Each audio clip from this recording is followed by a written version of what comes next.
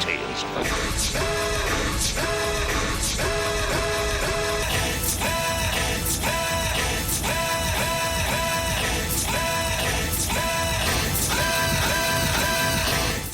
I'm Jeremy Greer. And I'm Gary Butterfield. And this is Days of Future Cast, the podcast where Gary and I are finally covering good comic books. We're no longer punishing ourselves with stuff from the late 80s to early 90s, Gary. We're back with good comic books. Comic books that there aren't caveats. Yeah. This like is you just... you don't have to be like, oh, the pacing was different back then. And, oh, you had to take some joy in looking at the goofy costumes and stuff. Like, these costumes aren't the best costumes in the world, but you can take this seriously and it's fun. Yeah, it is a well-written, well-drawn comic book with an interesting story and does cool X-Men stuff. Like it's the basic package of everything you want out of an X book. And but we're covering Uncanny X-Force by Rick Remender. Probably should have said that earlier. And we're going to do all 36 issues. For folks that might be jumping on, because I feel like this is going to be a good jumping on point. I might pitch this into the internet as a good jumping on point. So we had just gotten off the back of the Marauders, Mutant Massacres, where the Marauders killed a bunch of Morlocks, and that's where Angel gets converted into Archangel, and we followed that up with some more Archangel stuff, and then we said, hey, you know what would be fun? More Archangel stuff, but good. And so here we are. Archangel over here. We don't actually, but this is a good Archangel. Like what happened to Archangel is cool and interesting. Just the comics that they're in, some of them are rough to read. This is more cool and interesting. People get very I get nostalgic for old comics and stuff, like comics I read as a kid.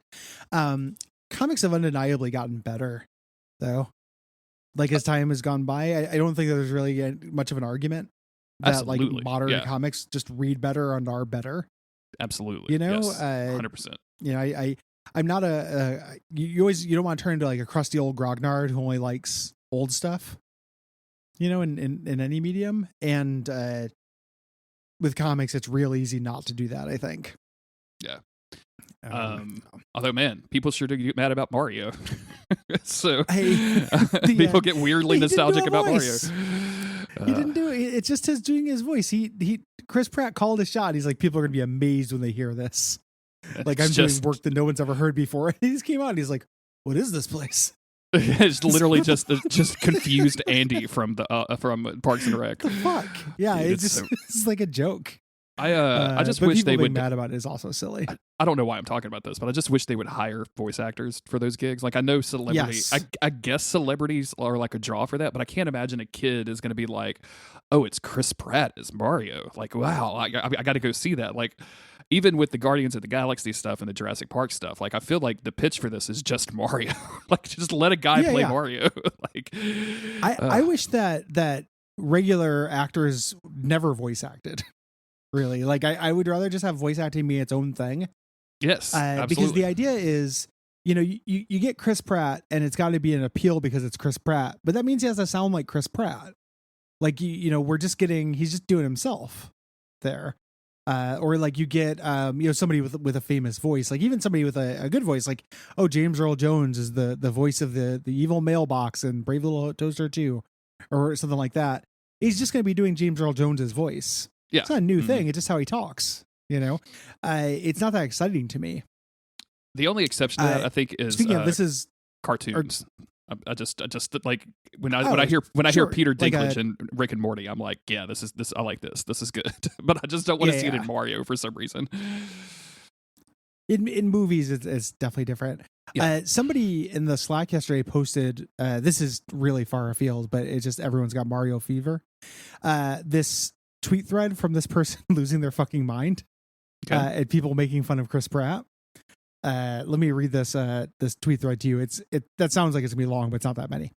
I'm sure Chris Pratt, excellent sitcom actor and the lead actor of the second best Marvel film and the lead voice of one of the best animated comedies ever made, will do fine playing fucking Super Mario, you fucking nerds. 1 minute later, give it a fucking rest for 5 minutes, you fucking Poindexter fucks. 3 minutes later, I hope Chris Pratt voices your favorite boy Paddington next, you fucking dweebs, and specifically voices him saying, "Oh, I think I'll stick my arse-licking furry head into a gas oven." 2 minutes after that, Go and watch your dog shit Sonic the Hedgehog movie you all pretended to enjoy. You fucking pencil-necked losers. After complaining it initially looks like shit, then U-turning when they made Sonic just look like that eternal blue loser looks like in your wet dreams, you hedgehog fuckers. 2 minutes after this. Eat shit. 3 minutes after that. Go to bed tonight in the knowledge that Chris Pratt is Chris Pratt and you will always only be you sack of cum. Wow. What the fuck? Why are you this mad about anything? Like, Jesus Christ. I've never been that passionate about anything in my life. I didn't positive or negative. I didn't say anything on Twitter about Mario, like yes or no, right? Like I don't, and I'm at that point in my life where like I probably just won't see this movie. Like I didn't watch the Sonic movie. Like if I sit down and watch a movie, I'm like, it's not even worth a background watch for me. It's not made for me. I don't want to really care about seeing it. Only have a mild interest in like the storyline of this thing, which actually looked kind of interesting. But like it's not made for me. Like I don't really care about it. But like the reaction to the reactions that Twitter went through yesterday were fucking insane. Like this dude, like losing his mind in a Twitter thread for 10 minutes. Like, dude, do anything else with your life, my man. Like literally it's anything. Just incredible. Oh. I love how there's the cadence of this where it's like, 1 minute later you'll give it a rest, and then like there's 3 minutes where he's like, eat shit. Was my favorite part. Yes. Like I imagine him like getting up and trying to do something else with his life. And then just be like, oh, nope, still mad. And then like running back to his computer, saying down, like, meat shit. Like, too mad. Yeah. Jesus Christ, dude. Just absolutely. I don't know who this person is. It's R.L. Florence, who is verified. Like, they have the check mark.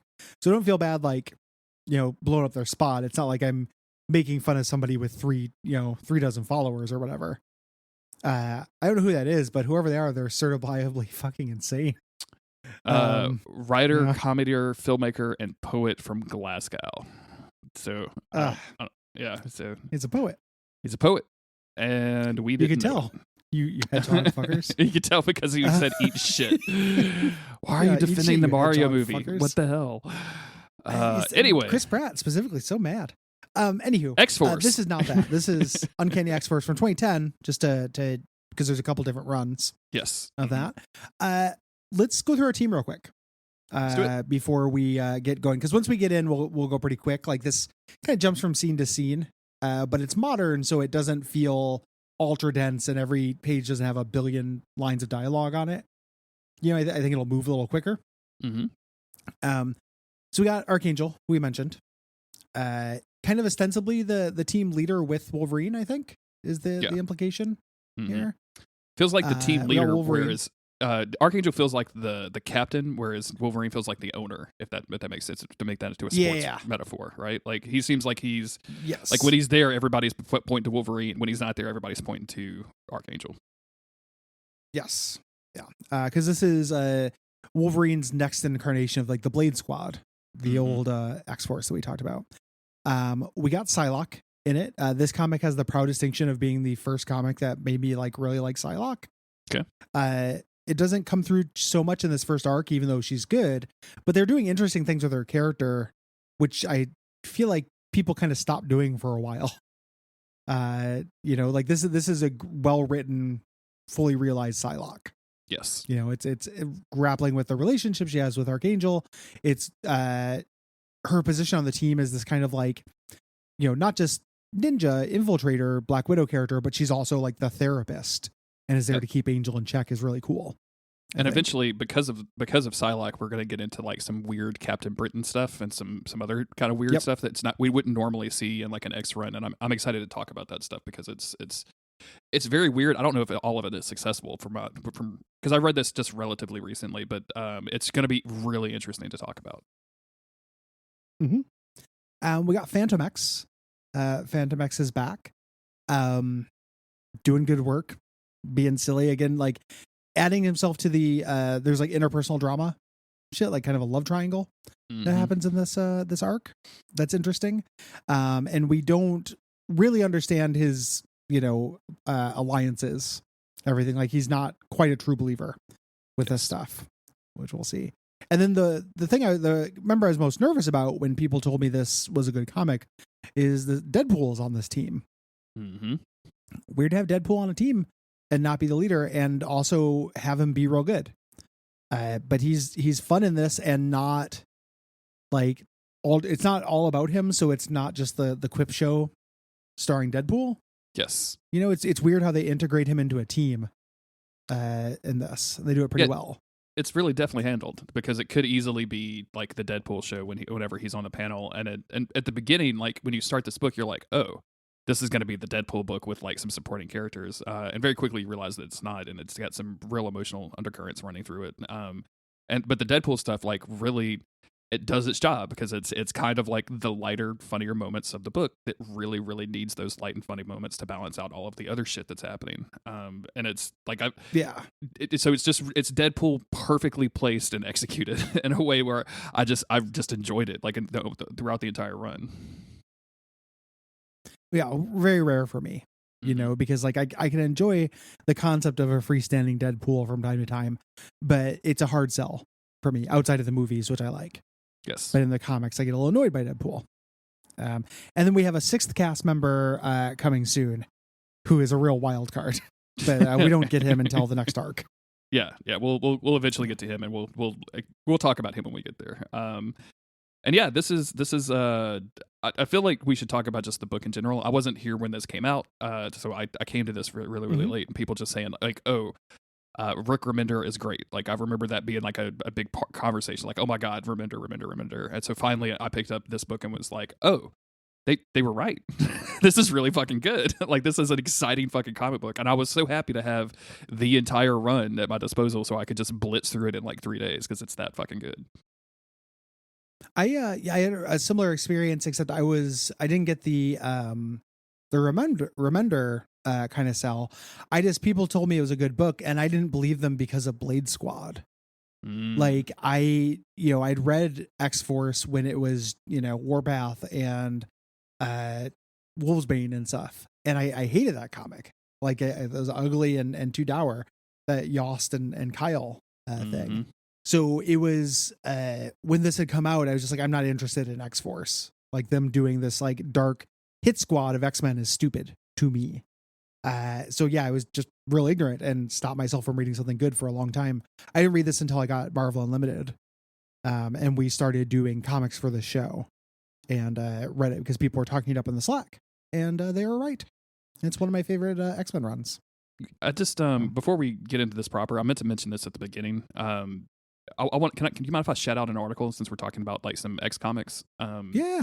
This person, Jude Ellison S. Doyle, wrote a Medium article about their fascination with Generation X, which they readily admit is not a good comic, right? Like, but it's one of the few articles that, like, the full Medium article that I've read tip to top like twice, and it's just about their experience growing up and how much this comic meant to them as a both trans and neurodivergent person. I'm going to try to put this in the show notes, but it reminded me of one of those times where, like, oh, X-Men comics are good even if they're bad. And you mentioning the other Blade Squad stuff, like, made me think about that. And not that I'm trying to defend Blade Squad or anything, but just like, oh, even when this shit sucks, like, it still speaks to people, and I think that's why we keep coming back to it, right? So Yeah. Anyway. And also, like, I wasn't neurodivergent or trans, but I also Generation X happened at a time in my life when I was like way into it. Like there's a time, there's an appeal of this to youth. I had my own shit. I'm not trying to compare. It's not a race, but I had my own things I was going through in terms of alienation and stuff. And X-Men just speaks to it fundamentally. Yeah, I mean, there's absolutely, like, hey, I feel like nobody likes me, and I feel like I'm different from everybody around me. And oh, guess what? I like the X-Men. Imagine that.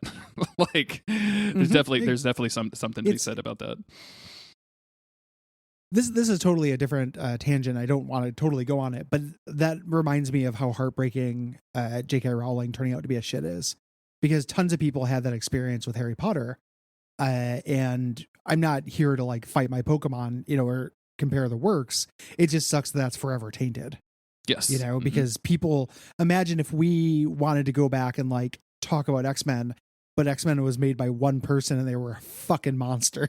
Exactly. It would feel so bad. This thing that was, would feel like part of your childhood that should be off limits got corrupted. Exactly. Yeah. You know, nothing can take, 13-year-old Gary reading comics away from me at this point, and I can revisit that feeling, and I can live with that and have it coexist now. And if I had that for Harry Potter, which I might have if I had been born like 10 years later, that would forever be corrupted and gross. Yeah, like both of my sisters were way into Harry Potter, and neither one of them are really particularly progressive people, but I mean, they're still my sisters, right? Like, so we just, I don't get into it with them. Like, I'm not going to argue with them about it or anything, but like, it's something that's very important to them. And like, they struggle with the fact that chick is just kind of a nasty person online nowadays. Yeah. Sucks. It's like Rick Remender, who has done nothing bad as far as I can tell. Yeah. So I was going to make a joke about us recording an 80 episode podcast about Transmetropolitan that we can never release because the news about Warren Ellis came out. But it's a bummer though, because like that didn't happen. A different universe for this, where we just decided, we already went like, oh, we don't have to do cartoons, we can do comics. If we ever were like, we could do Planetary. Yeah, absolutely. And then it's like, well, damn it. Whoops. And even then, I don't think that dude is quite as bad as J.K. Rowling. No, at least in terms of he's not continuously doubling down to it to this moment. Exactly. Like Uncanny X-Force. Yeah, we're 20 minutes into this podcast and we haven't really talked about the first page. So at all. Yeah. Real quick, the art in this is phenomenal. Yes. In this whole book. I absolutely love it. It's very similar to the artist who did Secret Avengers, if you remember, during AVX, where like it would have characters that would stand. He like doesn't do people with superhero bodies, really. Yes. Like people look fit, but they don't look gross. Mm-hmm. And I'm 1,000% here for it. Which is impressive with a book that stars Psylocke, because 100%. Normally artists like a person. Let themselves go wild with Psylocke, but on this one she's just a normal person. Look at this cover. She looks like a fit lady. Yeah, and she's turned around at an angle that a woman could turn around at. Like she's just looking behind her. Yeah. Okay. Now we shall get into it. We begin with a Deadpool sequence of him infiltrating a temple.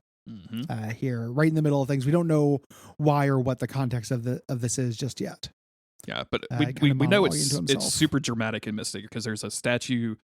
There's an enormous statue with what looks like poison water coming out of the mouth, and everything. There's like some arcane symbols behind him. Like everything just looks kind of like magical and occultish. Yeah. He gets to the center of this, and there's this kind of fortress within this temple that he kind of grapples up into. It was where he reveals he's doing this for money. He's a mercenary for this. Looks down, and this is our first kind of hint that maybe this is Apocalypse. We have 5 people around a sarcophagus that kind of evokes Apocalypse's face, and it's that old-timey stone and technology kind of mixing. There are like wires and stuff going to it. These people sacrifice themselves to bleed out onto this sarcophagus here. And just as a figure is emerging from this, and Deadpool is watching this, one of the statues that was behind him had come to life and sneaks up behind him and gets him with an axe. Schwunks him. Absolutely schwunks him. We should mention that like this is classic Deadpool stuff. I don't think we need to go through all of the jokes and everything. I just want to mention again that like if you are put off at all by like the Ryan Reynolds quote unquote Deadpool constant talking thing, like it's still, this is actually reasonably funny. We're just not going through every single joke because reading jokes is kind of a dumb thing to do. So yeah, it's also not as bad as it could be. Like it ends up fitting in, and weirdly enough, they give his character makes choices and shows depth that you would not expect. Yeah, exactly. For a Deadpool in this run. We cut over to, again, this is kind of an accident, but we cut over to the Mutant Massacre. We didn't plan this out, but this is appropriate. Psylocke, who is in full ninja form, which he was not at the time, is walking in on the Mutant Massacre there, and walking in on Archangel confronting Angel pinned to the wall. Yes. By Harpoon. Here. And we know that something's up, obviously, because, Archangel wasn't here, and Angel is like begging Betsy, like, please, he's going to take me, he's going to erase me. And then, of course, Archangel's like, don't listen to his gibberish. And this is going to form the basis of like Archangel's kind of arc throughout this entire book, which is these two warring personalities, this Angel personality versus the Archangel personality, and his ability to house both of those in his mind, and also like how that affects him as a person and his relationships, and of course as a team member, and and everything about his life. And it's, again, like, I was always a big fan of Archangel because he looked fucking sick when I was 13. I never expected to be able to read something in 2022 where I'm like, well, it's got some real emotional relevance.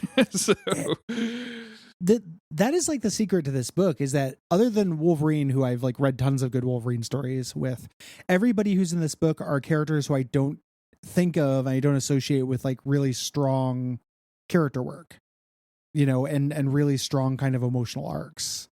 They Phantom X, Archangel, Deadpool, Psylocke are all kind of looks and style first characters.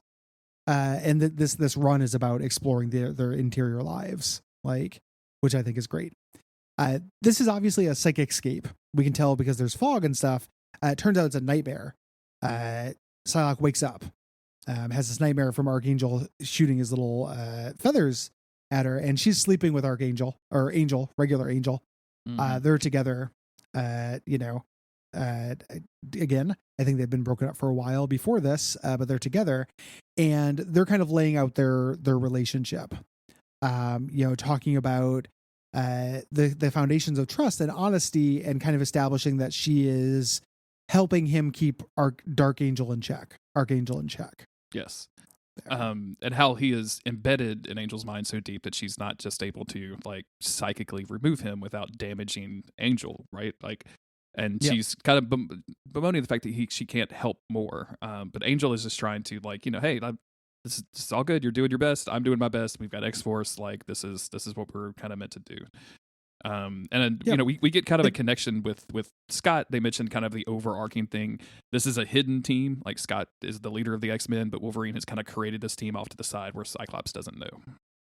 Yeah. Previously, Cyclops had commissioned X-Force. Basically, the premise of this book is that Cyclops has dissolved it, but Wolverine didn't really dissolve it. Wolverine and Angel kind of kept it together, so Scott can keep a clean conscience, in the heroic age or whatever. As they're talking here, and they're about to kiss, like they're talking about their feelings together. Angel gets paged. His beeper goes off, and he has to go check his computer. And this is Deadpool. Yep. Phoning in, and Deadpool. He had sent Deadpool out to look for Apocalypse stuff, and he was not expecting him to find anything. Yeah. This is a big deal that he's found something. Yes. And obviously a big deal to Angel. Like, shit, it's Apocalypse. It's the dude who tortured me and gave me this mind goblin. Yes. And stuff. And also, it's just very funny that he gave Deadpool a uncompletable task. Like, I think that's very funny. Yeah. Like, that's a good way to deal with a Deadpool, is to just send him on a fucking snipe chase, basically. A snipe hunt. Grind yourself into dust. Yeah. Doing this thing. Yeah. And then he fucked up, and he fucked around and like was successful. Great. Perfect. Yeah. Shit. We cut over to Phantom X, who is doing a heist here. Going through, breaking into, getting the crown jewels in the Tower of London. There. We're also getting his interior monologue, which is different than Deadpool. It's slick. It's him being cool. And he shows off a power that he's always had, but is really doubled down on in this, which is misdirection. In the very first issue, when we talked about him in New X-Men, he did that to Jean Grey when they're hanging out at the house with his fake mom, and just one frame, he's like misdirection, and he like looks at the camera and says he can do this thing. Here, he's like an illusionist now. Yeah. He can make people see what he wants them to see. He tells people like, oh, I'm just an inspector, go on break, the guards, and they have to. He gets into the room where the crown jewels are, but Wolverine is there. I think that Wolverine should have let him take the crown jewels. Just as long as he returned them to their home country, I think this is perfectly allowable. Steal from the crown. I'm into it. Yes, take them, return them to Africa. Yes, absolutely. Just tit for tat. Like Wakanda gets the crown jewels, and the British Museum gets the spears. they had a bet about this, and Wolverine won by getting and infiltrating better. Yes. There's some like cute back and forth. Like he owes him this very expensive bottle of cognac.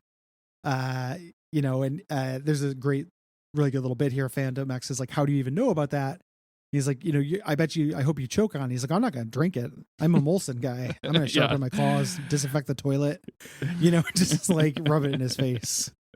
I love, I'm a Molson man. I'm a Molson man. Yeah. That's very funny to me. But of course he's there to get, Phantom X so they can all load up in the giant sphere that is also Phantom X's flying exoskeleton.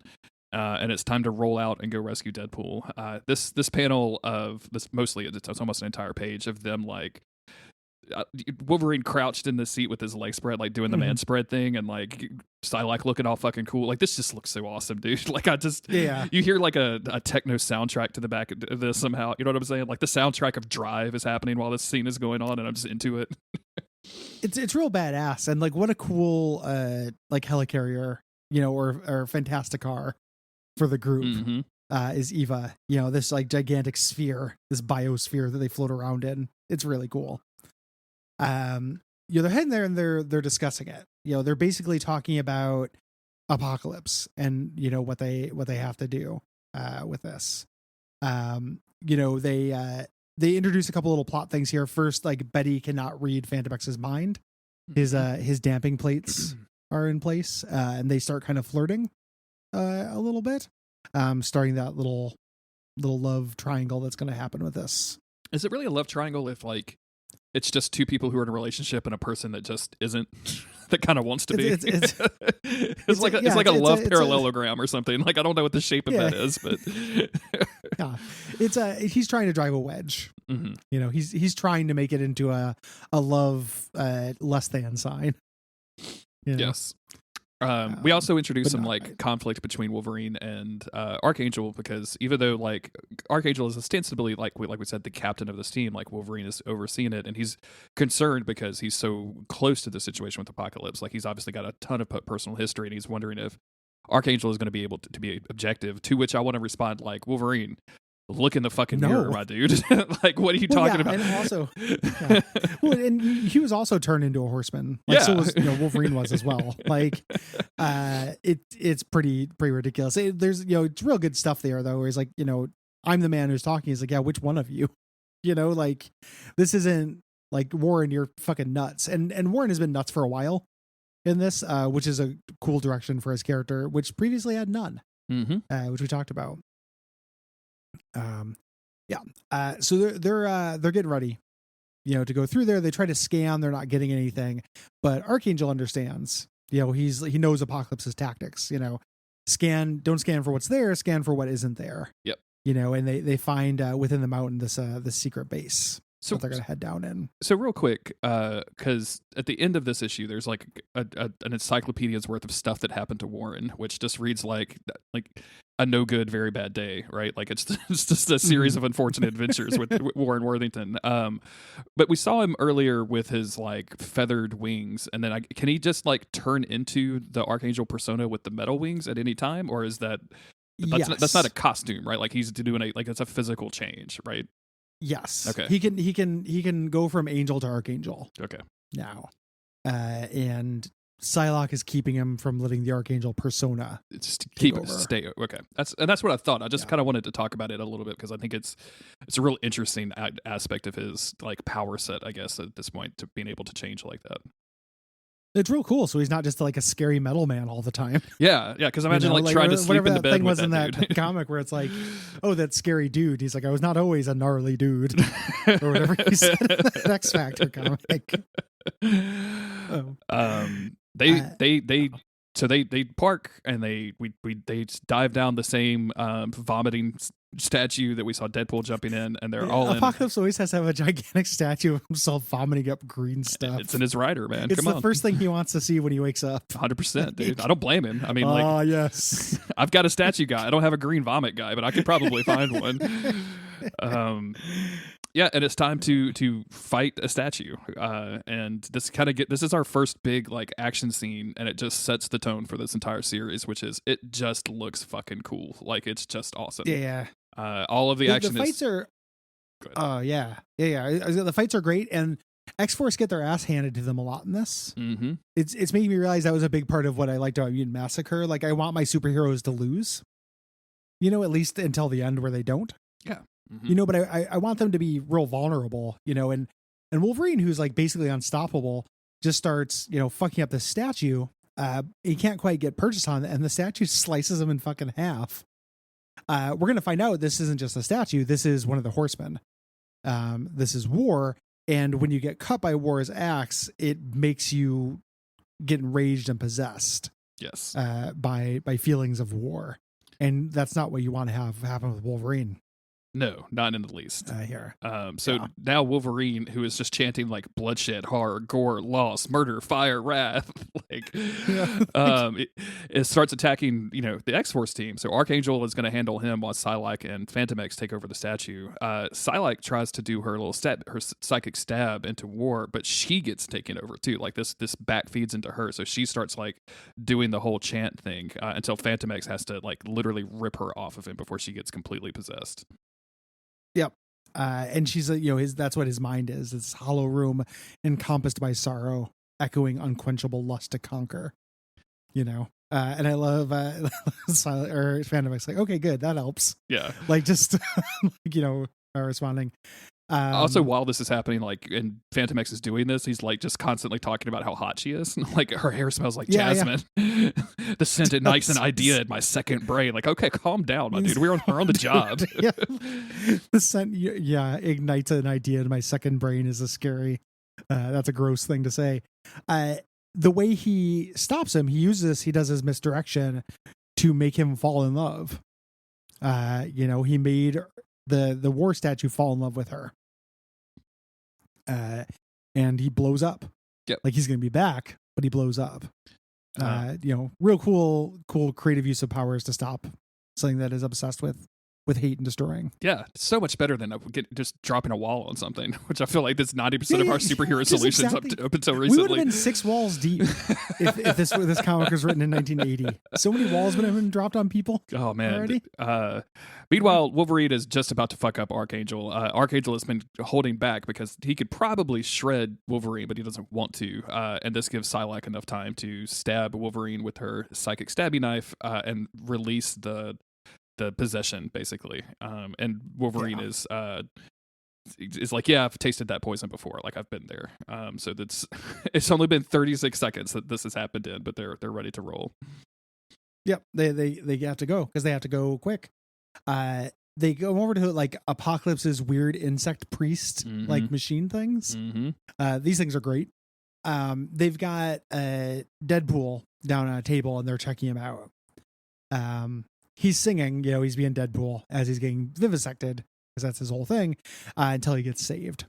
The Archangel shoots little blades into these scientists and knocks them down.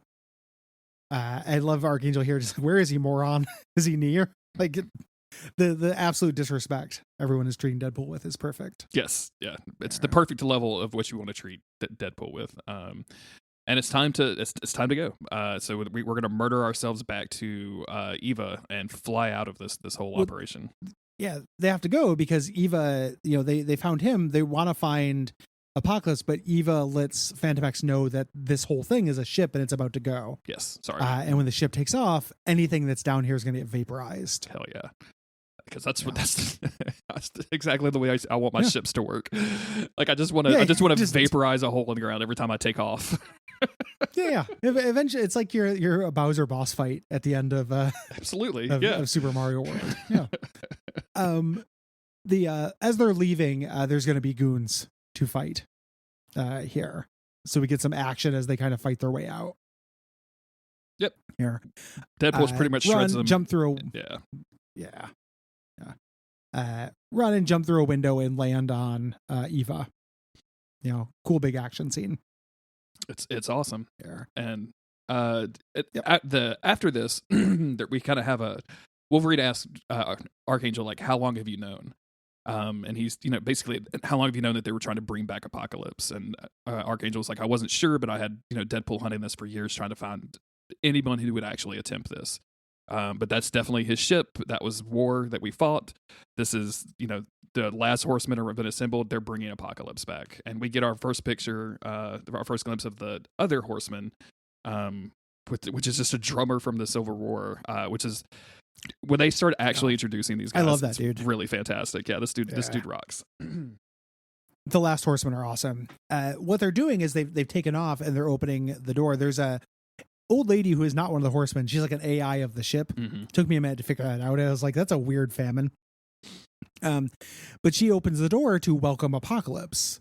And then we get our twist for this. Apocalypse has been reborn as a little kid. Yep. Just over, the narration's going over this as Archangel's like, we're already out of time. I'm going to have to do this. I'm going to kill Apocalypse. And they cut over and there's a polite little kid with a little suit and tie playing with action figures and has a Xbox controller, has children's books, sitting on the floor. I don't think they should be letting that kid play Call of Duty. But I mean, it looks like he's also got a game called Bear versus Whale, and that seems like a $10 Xbox indie game if I've ever seen one. But I would really be into that. Played Bear versus Whale. I think it's weird that he has a Thing action figure. Yeah. He has Marvel Legend action figures in this world, and he's playing with the Thing. Like, that's got to feel weird to him, to the Thing. But yeah, you're never going to believe what we found Kid Apocalypse with. And Ben Grimm is like, what? Why are you even talking to me about this? It's not my bag at all. Check it out. Oh, Apocalypse. Well, I guess we're going, Stretcho. But yeah, this is the big twist. And we get the arc. The name of the arc is the Apocalypse Solution. And go to credits at the very end. Very classy move. Do you kill Apocalypse when he's a kid? Yeah. It's an old story. It's the basically like, would you kill Hitler as a kid? Kind of thing. But it's not one that I've seen done in this like superhero context before. Man, I saw a video of Norm Macdonald on. I never watched any of whatever like show that he was doing before he died. But he had some dude on there, and I guess he just reads jokes. And he was reading this joke, and he's like, time machine. I think nowadays we're pretty much done with like going back in time and killing Hitler. And this guest is like, no, definitely done with that. And Norm stops and goes, why not? Why wouldn't you do that? I would do that. The dude is like, I was going with your joke. He's like, yeah, but this is Hitler. It's serious. And that like Norm Macdonald kind of way. Him, that segment is so good though. Like we tell jokes because a lot of them are like awful jokes and pretty offensive, but he just gets his guests to read them and just is like, why would you say that? Why do you think that's funny? Why do you think that's funny? It's one of my favorite bits. I'm like, that's not funny. Tortures them. One of my favorite bits with that is when he's reading about what Albert Fish, and he's just describing real things this horrible serial killer did, and his guest keeps starting to laugh, and he's like, why do you laugh at that? now get this, most of his victims were young children. He thought their buttocks was the most savory part to eat, and of course the dude why are you laughing at that? Yeah, like you think it's funny? You think you should have eaten them? Like, it's very good. It's very funny. Rest in peace, you horrible politics, very funny man. Yeah. The last 6 pages of this are like a catch up on X-Force, and I dare you to read this and take a test on it because boy, comic books and I think this is a problem that I have with comic books in general when I'm like, oh, I need to catch up on what's happening with the X-Men, and if I read a blurb about what's happening with the X-Men, it just makes me want to never read anything X-Men related ever again, because when you start summing this stuff up in real like brief paragraphs, you're like, this is insane. An insane person wrote this. Like, this is nothing but garbage. Yeah. But it is wild to see like Warren's no good, very bad day that he has had over the years. It feels a little bit to me like a professional courtesy. Like it's for people who like the old X-Force, like let's say what happened. Yeah. Because it's about Warren, but it also talks about the general Blade Squad and stuff and how we got here. I prefer to ignore that stuff because I thought it was bad. It's also written from the perspective, like it's written from Wolverine's perspective, and Wolverine, and you could tell because he doesn't write the full word and, he does A-N apostrophe. So it's like Warpath and Ghost Rider fought an Apache spirit guy driven crazy by a mystical dagger. Like, Wolverine, I don't need to know this. Like, I feel like this is just fan fiction. You're making this up. Kind of think if Wolverine was your stepdad and he got drunk, like he'd spend all day telling you, you know, God, like Logan, not again. Step Wolverine, no. Stop putting weights in your fish, you weirdo. Why do you care? Anyway, that goes on for a while, and then we finally get our next issue, which I'm excited to talk about. Yeah. Issue 2 comes out, just another pinup cover with them just standing there. These are Eric Ribic. Ribic, I think, is the guy who does these covers. They're cool. They're painterly and neat. Yes. But just the crew standing there. And yeah, we go into the Apocalypse Solution Part 2. Yep. Where we start mid combat with Wolverine and the team fighting off a giant like flaming dude, and they're like standing. That's Holocaust. That's Holocaust. Apocalypse's son from Age of Apocalypse. That's right. That's How could I forget that? That's Holocaust. You're absolutely right. Yeah. At some point he made it into the Marvel universe. The real bit here. And they're just fighting. They're just surrounded by bones. Yeah. Everywhere. Really great. I love Betsy in the background, just like casually standing around some bones, looking goth as hell. Like she's super tiny in the frame, but she's back there, just looking super goth. You go goth, Betsy. I love you. But she's actually staring at prisoners, which are people that that Apocalypse presumably has captured, right? Yeah. She's shocked by this, it's concentration camp imagery. She's like, how can anyone do this? And Wolverine basically is out. It's like, well, to him, humans are pests. They're standing in the way. He wants them exterminated through Darwinism. What say we go stop them? Yeah, this shit sucks. Let's go do something about it. As this is happening, we get this other narration. You remember this, use this to reinforce what will happen. And we cut over, if we fail to stop Apocalypse, and they go over to see a full grown Apocalypse here. This is your first clue. This is a simulation. Because we know Apocalypse is baby. Yes. And we start, we very quickly realize as, they're about to like face off with Apocalypse that here comes Archangel and slices both Deadpool and Phantom X up immediately. And of course, Apocalypse is like all according to the script, and Betsy has to jump up and like stab Warren like through the knife. And of course, this is when Warren is like, "What is this? What are you guys doing?" He walks in on the thing. It's the same thing that happened in X-Men Evolution. I was going to bring that up. Yeah, when Rogue, like you guys training against me. This seems like that's weird. This seems mean. Like I'm in the room. Yeah. I'm in the house, man. Like this seems wrong. Yeah, this makes more sense as he's going to turn bad. He calls him out basically, like, "Why are you trying to kill me?" And Wolverine's, again, not taking any shit. Like he's like, "That's on me." I said this because if Apocalypse can do this, you might turn unfriendly. It's not that you can't be trusted. It's nothing personal. It's just since Betsy, has this power, kind of flip the switch and turn you off. She should know how to do it. Mm-hmm. And this is obviously like really complicated for Warren. Yeah, of course it is. Yeah. And he's in his dork boy costume, which probably doesn't help. Like, I feel like if I was Warren, I would just, obviously he has to battle Archangel for control over his body. He doesn't want to become that person permanently. But also you look like 50,000% cooler as Archangel. Like, imagine looking in the mirror and going, I could look super cool and be fucking insane, or I could look like a dork and be normal. which is it going to be? A real dork here. Yeah. We cut over to the ship that Apocalypse is on, and Apocalypse is being taught by this lady, and he's seeing these scenes from X-Men past around him. She says, repeat the lesson, and he explains like basically Apocalypse's philosophy. There's a natural order. The strong prey upon the weak. Xavier's toads have twisted this order. Like they have reversed order. They're tyrants, and we need to stop them. And he struggles to remember the words towards the end, but he eventually gets out, "I am the savior, the first mutant resurrected to turn my people onto the true faith." So they're basically, indoctrinating this young child to be Apocalypse that they have created as Apocalypse. Like there's a lot of weird stuff happening here. Like, it's not like there would be a kid if there was not, if they hadn't resurrected Apocalypse, right? So it's very cool. Like, I'm way off into this. It's neat, basically, and they're warning him, like, the worshippers of X will come to kill you. Like, you threaten their grip on power. What are you going to do to defend your birthright? And he says, I will bring about the age of Apocalypse. And we cut over to this weird old man who was a big part of the 90s comics. I can't remember this guy's name, but he showed up whenever Apocalypse showed up in the 90s. And he's looking down on him with just casually with a woman with a hawk head, like an Egyptian goddess. Yeah. Just staying next to him. Just a bird person, just hanging out, like bird people do.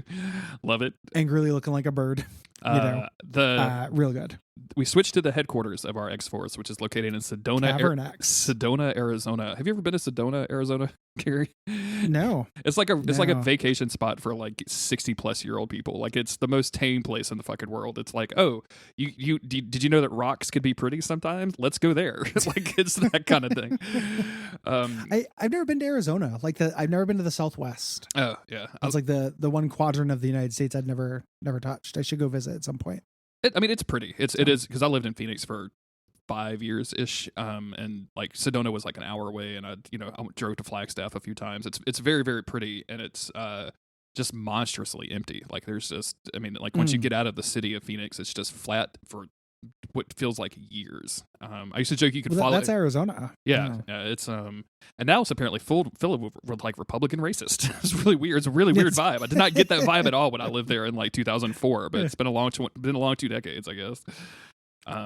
Warren has put together a headquarters and called it Cavern X and filled it with X-Men memorabilia, which I think is great. Gigantic pictures of X-Men teams of the past. In his depressing nostalgic walk. Like, if you ever want to remember Jean Grey a lot, take this little walk and get sad. Well, I have to imagine, like, because it's Wolverine and Archangel kind of walking through this, and they're seeing, like the 60s uniforms, the 90s uniforms, the early 2000s uniform, the new X-Men uniform. They're seeing, like, Wolverine is in a lot of these pictures just looking fucking weird, right? Like, and it's just very funny. Like, oh, there was the time that, Storm had a mohawk, and there's a time that I wore brown. Like, there's where I had a mustache. Yeah. He's talking about how he's using this as a time capsule in case they fail, something to remember the X-Men. And Warren confronts Wolverine. He's like, why wasn't I part of today's lesson? And Wolverine's like, why? You don't trust me. Well, I trust one of you. Trust is going to be this big undercurrent with this team since we've got all the anti-heroes and stuff. They don't really resolve this. They kind of move on. And this is where Wolverine's like, hey, listen, I've been going over our plans, just fighting Apocalypse with no backup. And this is a good idea. And Angel's like, yeah, no backup. Scott carried the weight of X-Force for so long, and now it's our turn. These jobs need doing, and we're going to shoulder them so others don't have to. Yep.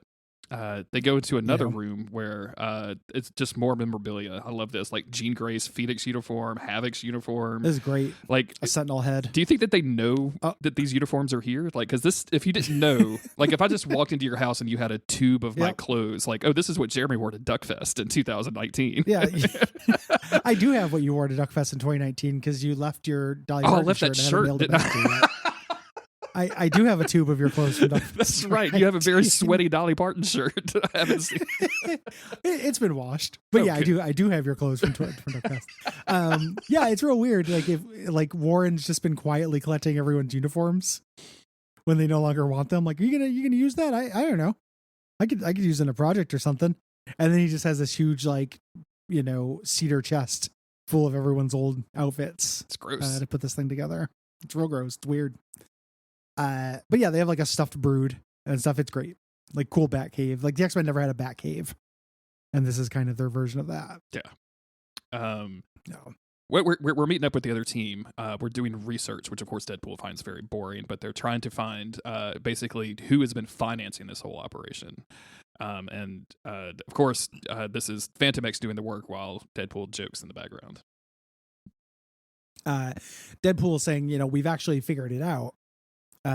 What to do. Phantom X says gets the spacesuits, it's because they're going to go to the moon here. And I love the structure of this comic where it's like they just suit up for missions like this. Like we have this downtime and then we go and like go do a mission.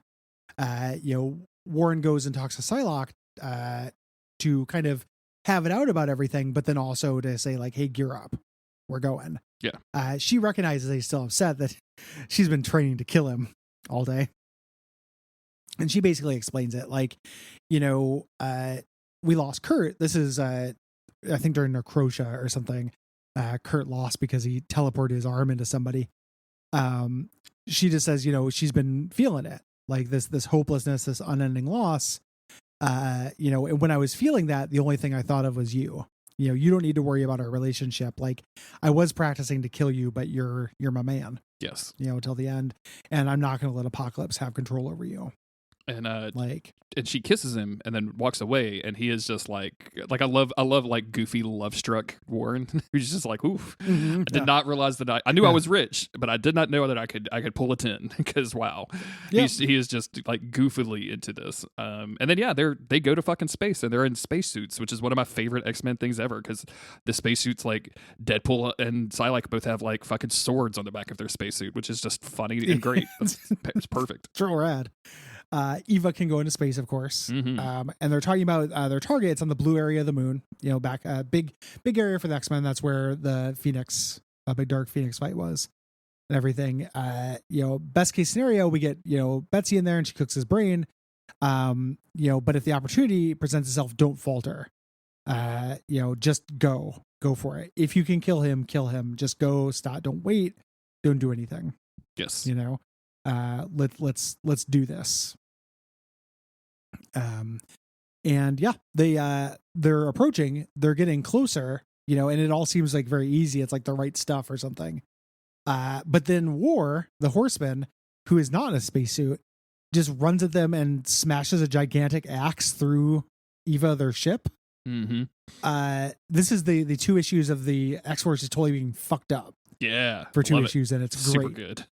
It tears a huge hole into Eva. And when Phantom X is like tries to tell her like, hey, repressurize, like fix the breach, Eva is now infected by this like war horror stuff. So she's like, all war is made through life to serve the universe. War is life. Fire is the only solution. Like he's basically fucked up Phantom X's nervous system, which is super fucking cool. Yeah. Like infecting him, he manages to disconnect, in time, just barely, but they crash land. And his external nervous system is screaming at him this whole time. Awful. Yes. They say like basically they're like, we have to do this. They're confronted by War here, who is fighting them. Archangel has to get the other people away while Deadpool fights War here. I believe it's Deadpool who's going to fight him, but they're going to like go do the mission. Yes. We'll hold this guy off basically. But when as they're pulling off, they see one of the other horsemen, and then they realize that they are surrounded by the horsemen, and we see him. We see Archangel go for him. This is like we don't know anything about him, but he looks like a drummer boy, like a classic military drummer boy. And as Archangel like flies towards him, he gets just like kind of close, and then just collapses in agony, and starts like it looks like he's like throwing up inside of his helmet. The scene where. The panel where he like actually falls like above the drummer boy, it just like bounces, is so fucking cool. Yeah, I love it. Yeah, I love the drummer boy does it through drumming. Like he's bump, but does this little rhythm, and it takes him out. We're gonna learn what this is, and it's cool. We cut over to Deadpool fighting this guy, like shooting him, and it's going okay until eventually he slices his hand, his hands off. And knocks him back, just totally fucks him up. Deadpool lands at the feet of another horseman here who is dressed like a geisha. Yeah. Man, I didn't really think about this at the time, but War is just the Smelter Demon, right? Like from Dark Souls 2. Like that's just he does look that a lot dude. like the Smelter Demon. Yeah. Which of these came first is what I'm asking. Because, but yeah, all of these are cool Dark Souls bosses. Absolutely. Yeah. Like the drummer boy would be a little bit weird, but if he wasn't dressed in the Civil War. Like these will all be great from soft bosses. You would have to pick up like a the spear of deafness or something to be able to get to the boss, to be a gimmick boss or something. I thought you were gonna say like the spear of Lincoln or like the spear of abolition to fight spear of abolition. little Confederate drummer boy. He lands at the foot of this geisha and he's like, oh, hello, moon lady. Like, what if we didn't fight? And then she unhinges her jaw and thousands of insects come out of it. It's fucking dope. And start devouring. Cool. Yeah, it's incredible. Start devouring Deadpool here. They're winning. They're fucking everything up. It's great. On the next page, Logan has managed to stab War from the back and lift him up and sling him, which is, partly because of the low gravity. And then Phantom X sees this and then throws a grenade up there, basically just rocketing this dude off of the moon. Mm-hmm. Yeah. And he's, they think that they won, one down, but then the fourth horseman comes in with War trailing him, which is a guy riding a magic carpet. Again, just fucking cool looking. Mm-hmm. With weird eyes tattooed silly on his head. Yeah, it's so fucking weird and cool, man. Like I love this. This is great. It's the Remender touch. Like it's when in the Uncanny Avengers thing, which I read the first arc of, where Red Skull digs up Professor Xavier's brain and uses it to control people. Like it's this kind of like silly extra kind of thing that ends up actually being like really fun. Remender's trick. Like it's silly to have a djinn who rides a carpet. But it's cool. Looks neat. This is Plague of this group who we've had. And this is Death. I think Plague is the insect lady. Okay. This is Death. And he causes disease. All of them at once, basically. Like just shoots out little beams and gives everybody every disease. Mm-hmm. And they've dropped him. He's like, yeah, this was effortless. Know your executioners, you horrors of Xavier. Know that you die at the hands of the final horseman.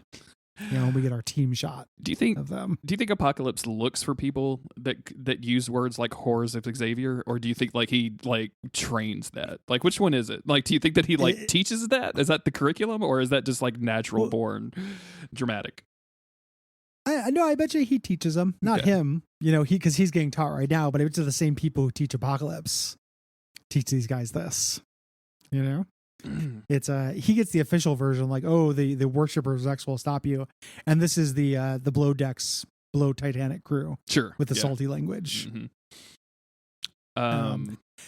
So we see the little teacher guy that you mentioned earlier coming out with a Kid Apocalypse saying like, hey, we've killed we've subdued these X-Men. Like, what do you want? How do you want them to kill? How do you want them killed? And that's where the issue ends, with a big old cliffhanger. Yep. We start issue 3. The cover, we have War standing over Wolverine here. Cool looking cover. One of the only covers that's not just X-Force pinup. Mm-hmm. X-Force poses for trading card photo. And we get into this. Hold on a second. It's refresh my memory. It always takes a second to load the first page. This is the Origins issue. Yeah. This is where it's showing everybody's origins, which is really cool. The beginning of this, they're taken from different times. War is the Minotaur, from Greek myth, fucking from Roman myth, but he's basically the Minotaur. Yeah. They show him as a beggar initially on the streets. Yep, and he had to. As he was starving to death, that's when he was transformed into his mutant powers kicked in. So he just started killing people, and then he went to prison for a while. Then they released him to let him like kill people in the for entertainment. And eventually he got to the point where he was the living embodiment of war, and he just was like this picture of him being huge with just like multiple women crawling on top of him is very funny to me. Badass Minotaur. Mm-hmm. Yeah. The other guy, Jeb, this is our drummer boy, our Famine. They show him he was a spy for the southern states in the Civil War there. And as he came back home, he was still wearing his uniform, his Union uniform, and his family made a mistake and thought he was thought him a traitor, and they burned his family alive. Yeah. And because he was freaked out, this is what unleashed his gift. He uses a drum to transmit a bioauditory cancer, a living sound that feeds on flesh. I love it. Absolutely. Yep. Yeah.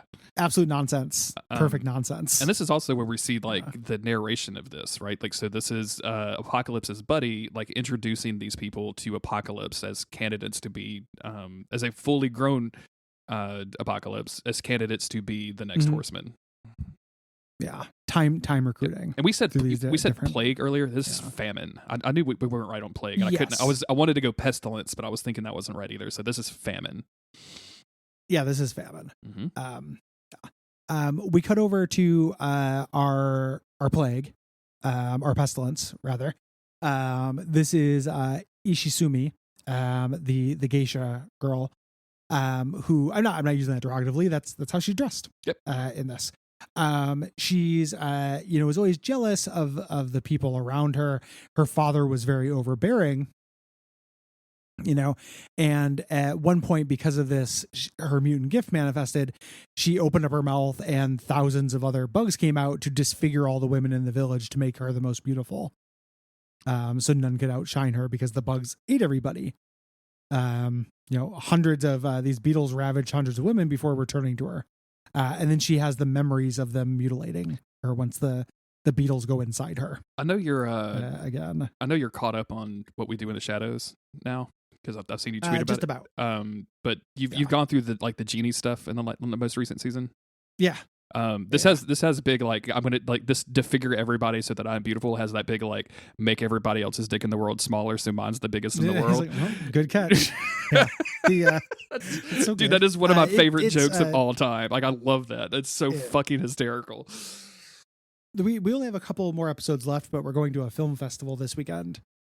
So unlikely we'll be able to finish it this weekend, but we're almost done. And I'm very excited. It is a good season. Yeah, dude. I did not want to spoil anything what they were doing with I can't remember his name. The Colin Robinson this season. I kept asking you if you were on this season yet, because I was like, Gary's gonna lose his fucking mind at this. It's really good. The running thing with one of my favorite jokes in the show is Matt Berry is Laszlo, just being very credulous and taken in by any kind of marketing or modern thing. So when he was in the Best Buy and they're like, oh, I could show you this. And he's like, do tell. This one with him being into that Property Brothers show. And just like, that's where you're wrong. Josh and Gad face the biggest challenge yet. He just believes the TV. It's so good, dude. Matt Berry is fucking. I was really worried when that show was coming on, because I love the movie so much, and I was like, "There's no way this is going to be as good as the movie." And now I think it is probably. How is it better? It's better than. Absolutely. Significantly better, and I love that movie. Fucking A, man. It's like the best show. It is just a treat, man. It's I can't. I mean, the stuff that happens at the end, is really funny too. The whole fucking season was hysterical from start to finish for me. The whole fucking vampire club situation with the wraiths and everything. I just love it. It's a really good season.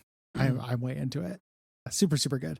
So puke beetle lady, she's pestilence. Yes. And then we cut over to Persia, where we have our death. Mm-hmm.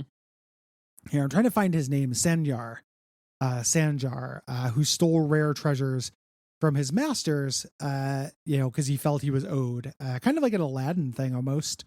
Here, and he ended up getting his power through this to transmit a spectrum of terminal diseases depending on which variety of metal he touches. So it started off with a lamp, but he doesn't summon a genie, he summons disease. Yep. Apocalypse is like, make preparations. These will be my final horsemen. And we go from that to the current timeline where all of our X-Force team are laying out on the ground. And this is the reason that we're seeing this is because Psylocke was using her powers to see into their minds. And she's relaying what all of their powers are. Because, a big thing about the X-Men, and that is something I like about this book, is we actually have to know what the fuck we're fighting to be able to fight it, right? We came in here not knowing what any of their powers were at all. Yeah, we didn't know who those guys are at all. they're all from different time periods. Yeah. Like, how are we supposed to know with these guys? And they're just kind of doing what they can. They're all on the ground being racked with disease. You see like the pustules on their skin, but she's doing intelligence because the X-Men, don't give up. We cut over to Apocalypse's teacher. He's like, what are your instructions? They're weak and they failed. They tried to assassinate you. You should kill them. And he's a kid. He's like, I don't want to kill anybody. That's not what we do. And the old man kind of notices this is going to be tricky. He's like, you make it so we can get away, like prepare the ship. Yeah. And this is like, he speaks to the old woman as it says ship, make ready. This is the first time I was clued in that this was an AI. Like, I was like, I don't know who this old chick is. Yes. This is kind of weird, but okay. Now I'm into it. Yeah. Now it makes sense. And he betrays Apocalypse here. Like, Apocalypse says he does not want to kill anybody. And he's like, your Lord has judged them too feeble to linger, kill them all. He's trying to lead from the back, like be the vizier that has the actual power here. Meanwhile, our Death notices that Wolverine is trying to bide his time for his healing factor to heal himself. It's just enough to him to fight, and it already has. Like, he literally sees this happening. Wolverine attacks immediately afterwards, and we get like a yellow dialogue box for his thoughts, and he just is basically saying like he's going to go completely feral to go to fight this dude, and of course. Like, this dude's whole thing is transmitting disease via metal, and Wolverine is a lot metal, so this is not going to go well for him. Yeah. He's also, they're showing that he's good at fighting as well. Here the Death can also fight with the blade. They're fighting. Betsy, says like, hey, Phantom X, like, let me into your brain. And he does it, and what Betsy does is turn off his brain, his biosonic consumption, so the drum will stop affecting him. She says like, I can't heal us, but I can turn off the pain, so we can fight back. And as this is happening, War notices them talking and smashes her in the head. Yes. Yells at her to lie down, like, your prisoners, quit talking. Yep. We go back over to Wolverine and Death, who are doing some blade fighting that looks really fucking cool.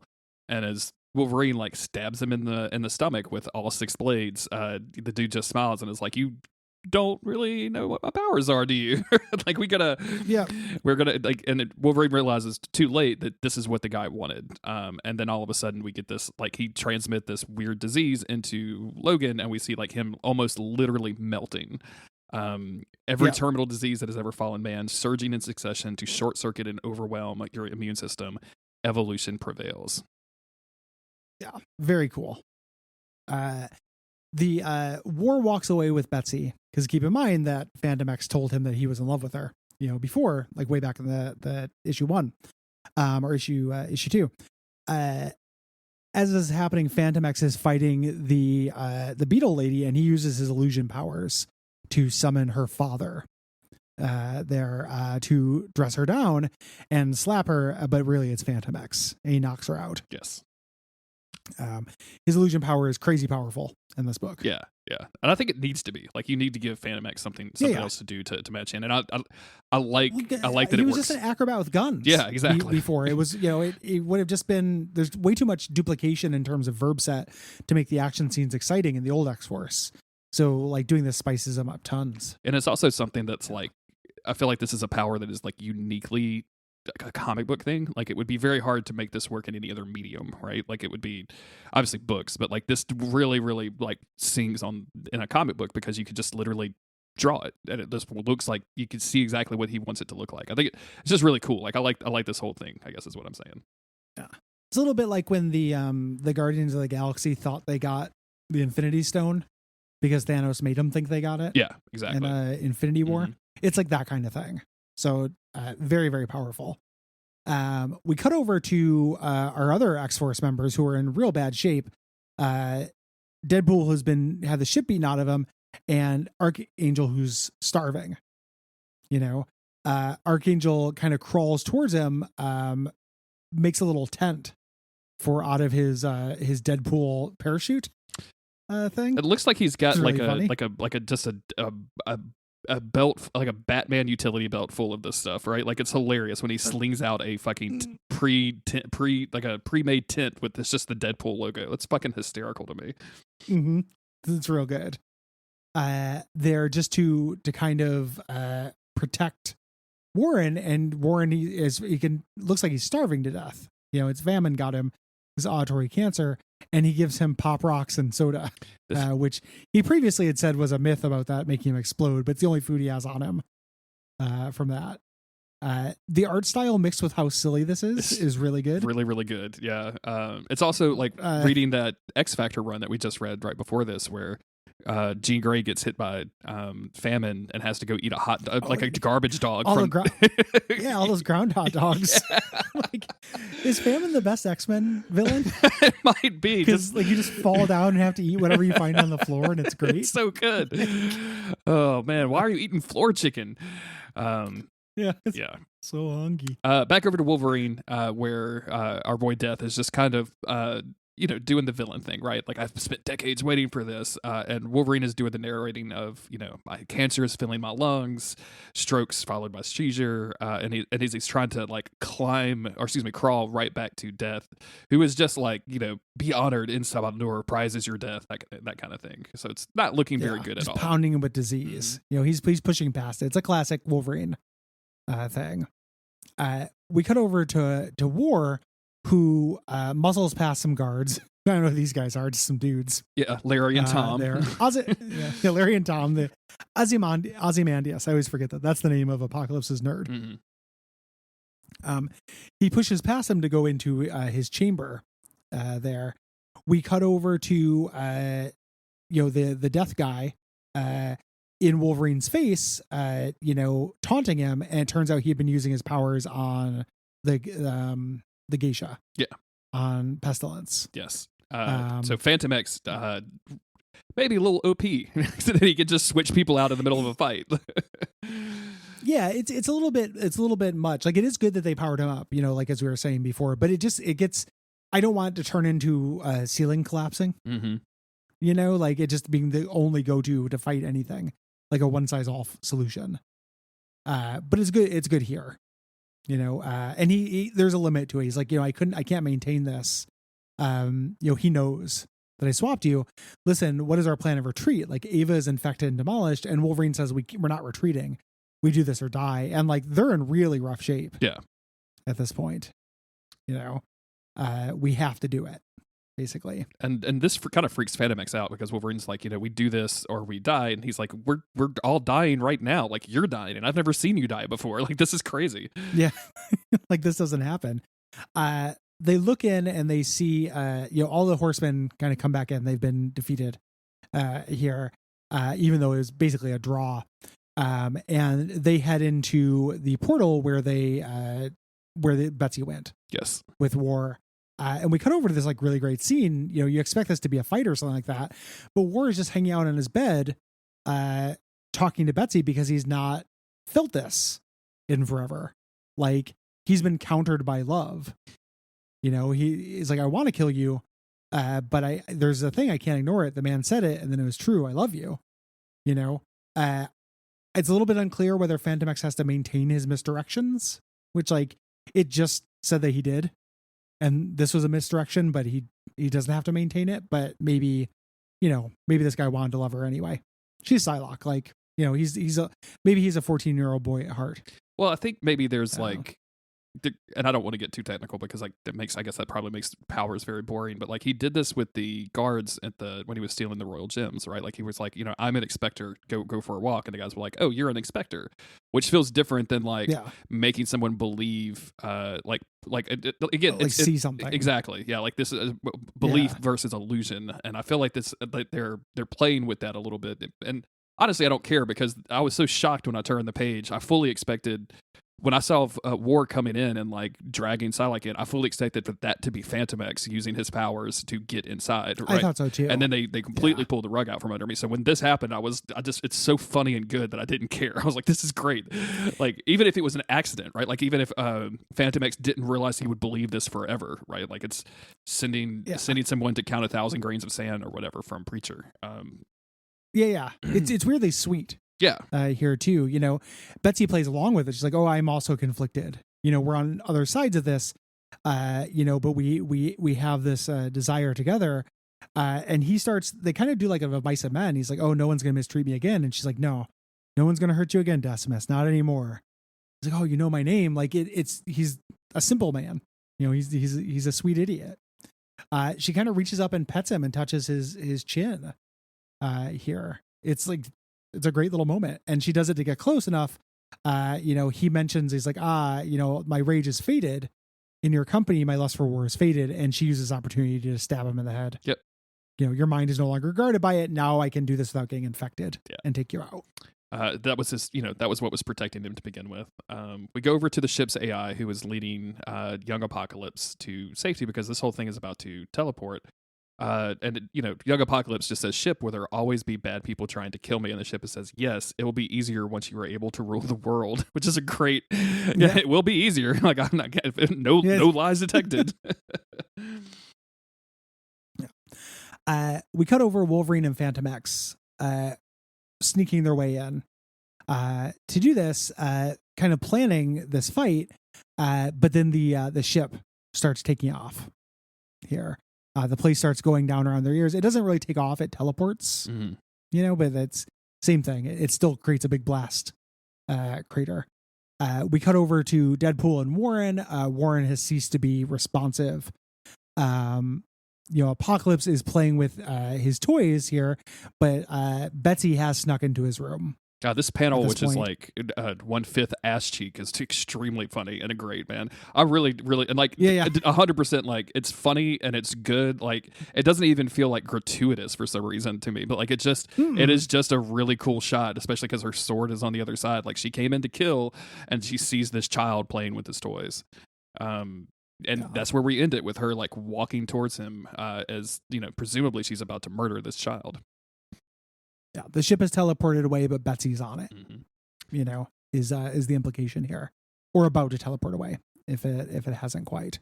On to issue 4, with a really cool cover of like all of our X-Force team like kind of converging upon a tiny baby Apocalypse in the corner. Really cool looking, and also just like an interesting perspective. Yeah, playing with little toys, playing with action figures. There. We start off with Wolverine pulling himself out of rubble, digging out Phantom X. The ship's about to teleport away. The whole area is crumbling around them, and he's like, do something. We have to stop this. I love this little bit. Wolverine says, you follow me, you faux French son of a bitch, do it. And he's, the condescension is unnecessary. Wolverine's like, well, it can't hurt. Their dynamic is cute, and it's interesting what he's asking Phantom X to do, which is trick the ship into thinking that it's already teleported. And that's again leaning into this misdirect power is just really, really cool. Like it's just fun. Yeah. And of course it works. Like it's and Phantom X is kind of confused. Like, how did you know that it could be tricked? It's like Wolverine's like, I guessed. Yeah. It's there's a great, he's disappointing. I thought it was because of my unique sentient vessel. He's like, there's nothing unique about you. Just like really fucking brutal. Very good. We cut over to the Deadpool tent, where Deadpool is feeding Archangel meat, baby birding him a bunch of meat. And this is horrible and awesome. Archangel's eating. He's like, where did you get this? And we pull out, we see Deadpool says, if I tell you, do you promise to keep eating?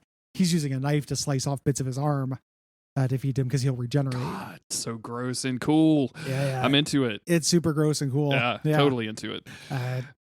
Just super gross. Very good. On the ship, Ozymandias is demanding that the ship jump, and the ship, in the form of this little old lady, is like, I already have. Like, we're good. We're there, and we're already there. And she's like, no, we're not. Yes. And eventually, we didn't go anywhere. And he tells one of his bird people to like disconnect the AI entirely so they can take control directly of the ship. So here for these weird bird people that don't get any text or explanation. Who cares? Bird people in bikinis. Yep. We're just into it. It's great. It's cool old Egyptian iconography. The ship tells them there's an intruder on board at this point. And he's like, I know you idiot. They disconnect. He sends the henchmen. There's a bunch of Namors standing around. Yeah. And he sends all these Namors. He's like, the X-Men will be on you any moment. Fight them. And they're like, we're more than ready for them. Wolverine's listening. Is like, I'm all one for hyperbole, but I'm not buying that one. And they jump down. And he kills a bunch of Namors. I don't know how else to describe them. They're just a bunch of Namors. Yeah, it looks exactly like. I mean, it's just a bunch of Namors minus the little ankle wings. Dude, it just looks like Namors. I'm with you 100%. Yeah, Namors and a couple bird ladies, bird Namors. But yeah, Phantom X and Wolverine take out all the goons. We haven't had a stomp for a little bit. Yeah. And of course, more run out after they get finished killing. And then we get a big spread of more murder until eventually the Horsemen show up, which is about the only thing that can stop it. And we see Logan just filled with insects, and he just collapses. Yep. As Phantom X is getting choked in a magic carpet. I think has secondary power. They go down and they look like they are dead. Of course, they're talking about, they're all congratulating themselves, but this, of course, was a misdirection. And they are on a zone. Is this the moon? Where are they actually at? I don't know. I feel like did they teleport them somewhere else? Here it is. Yeah, Eva. He put them on Eva, and Eva dropped them on a planet. So that's a lot of misdirection. It's a lot of misdirection, dude. Like, it's an extreme amount of misdirection. It's very confusing. Just Omega level mutant Phantom X here, more powerful than the Dark Phoenix. He sent them to a planet basically. So all of them except for War, are stuck on there and out of the fight for now. I also like the fact that Phantom X is collapsed and Wolverine has to carry him now, like piggyback. It's very funny. Yeah, very cute. He even said he's like, I've never attempted a misdirection of such magnitude or for so long, and that's why Wolverine has to carry him because he's sick.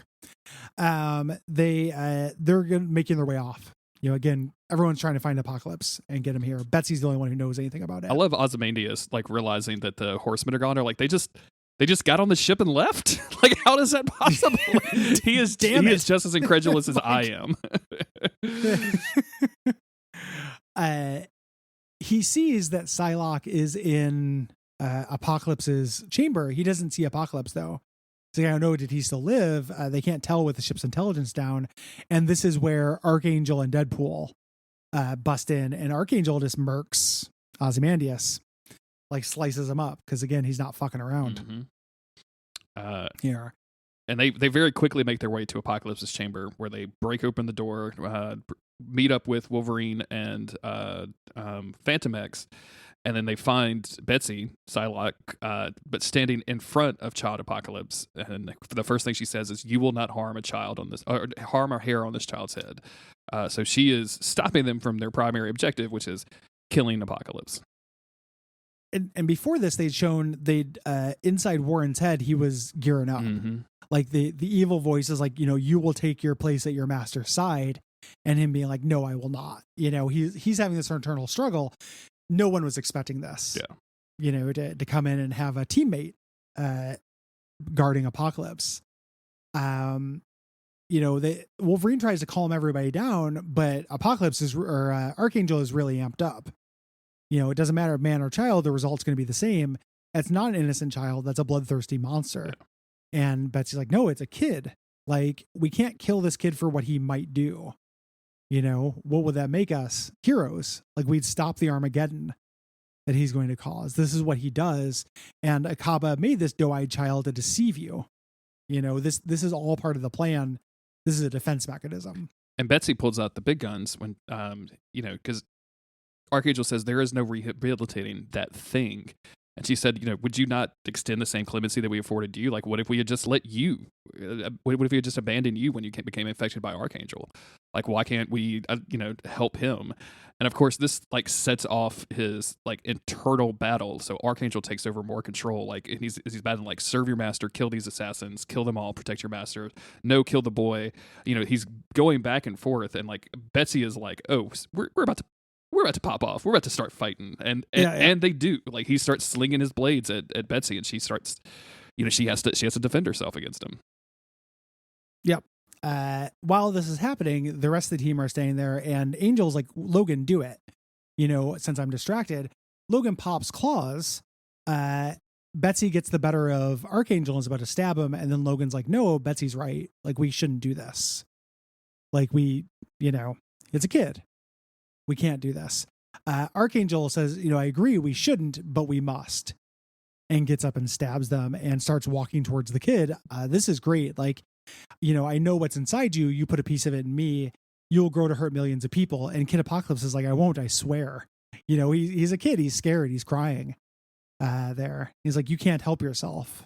This is what you're going to be. And then Angel stops himself at the last minute. He just basically the good side. He collapses and says like, I can't do this. God help us all. I can't do this. Like he is not able to murder a child, which is, a good thing. This is a good thing. Yeah. Like, for all the arguments about baby Hitler, like it still sucks to kill a baby. Like, you know what I'm saying?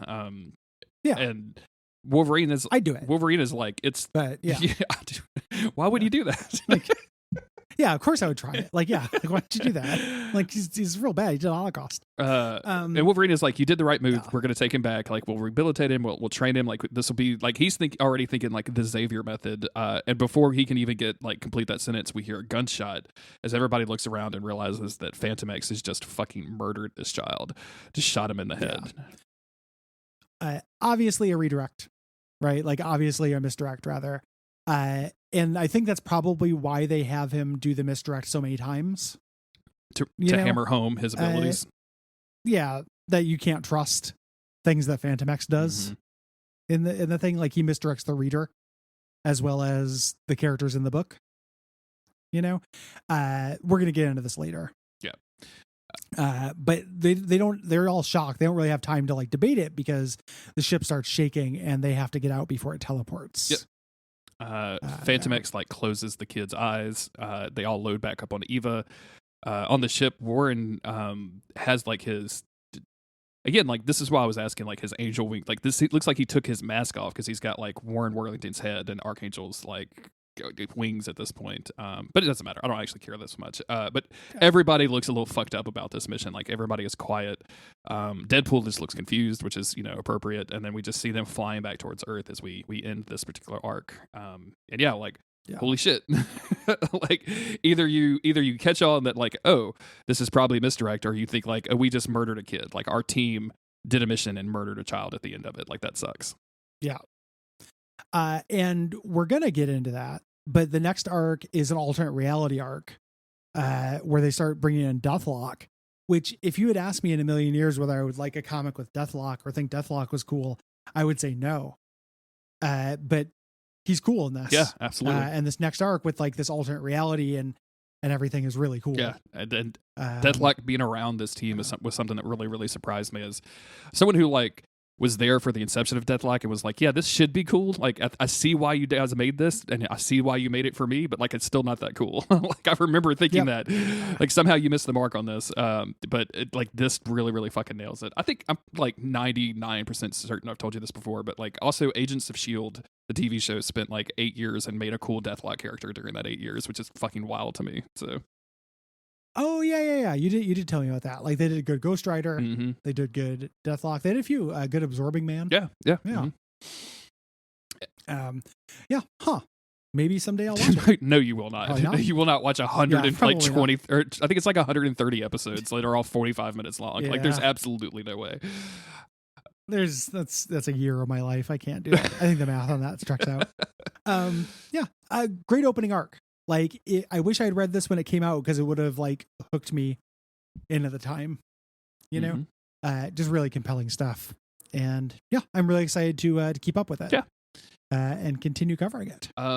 If you like this episode, the best way to support us is to go to patreon.com/Duckfeed.tv. Donating a small amount of money there per month will get you all kinds of cool, exclusive podcasts, as well as access to the Slack channel, as well as, we don't do the early feed anymore. All kinds of cool stuff. Bunches, hours and hours and hours of exclusive content. And Gary will call you on the phone and personally thank you for every donation. So you should definitely check that out. We got miles of smiles for you. That would actually be a little bit of a cool donation incentive. Like, but if it didn't involve like so much work, like if you somebody knowing my phone yeah, number? exactly yeah. But if you like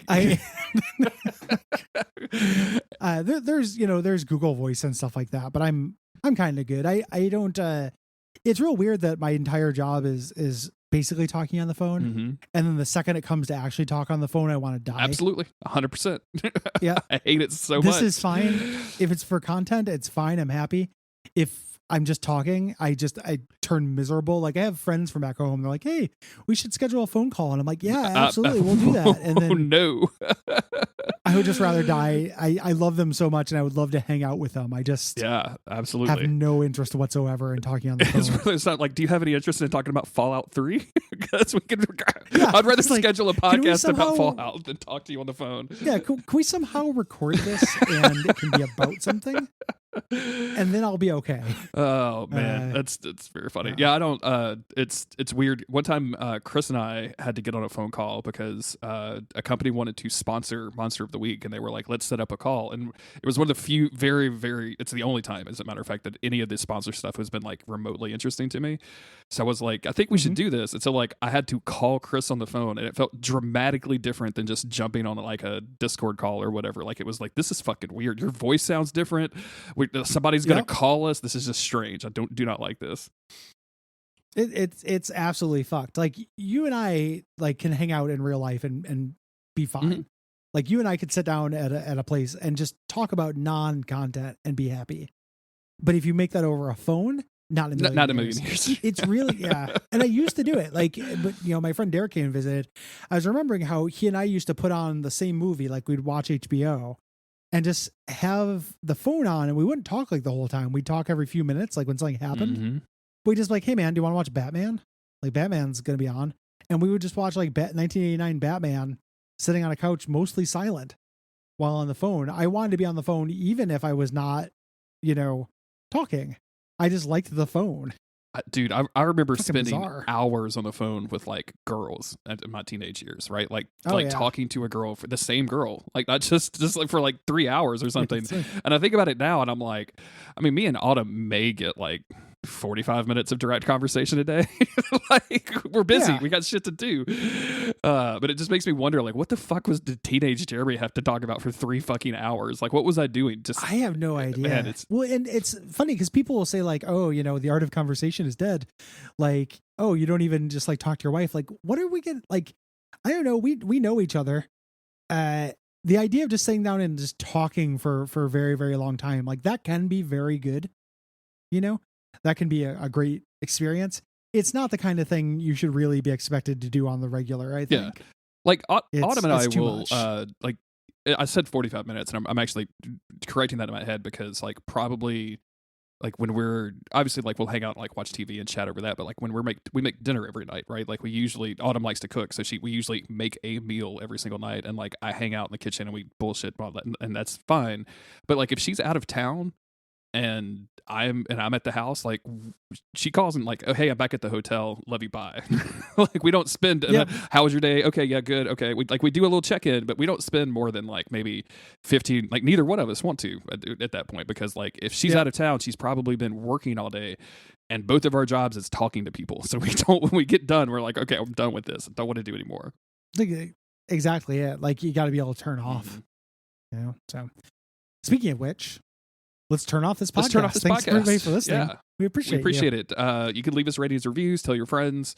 If you want to write in, go to daysoffuturecast.com. I think there's a contact button on there. If we haven't done a listener episode or feedback episode in a long time. So if you want to talk to us about X Factor or this run or MCU stuff or whatever, just let us know. We'll talk about that at some point, probably after this run when we're done. So In the meantime, we'll see you next time with more X-Force.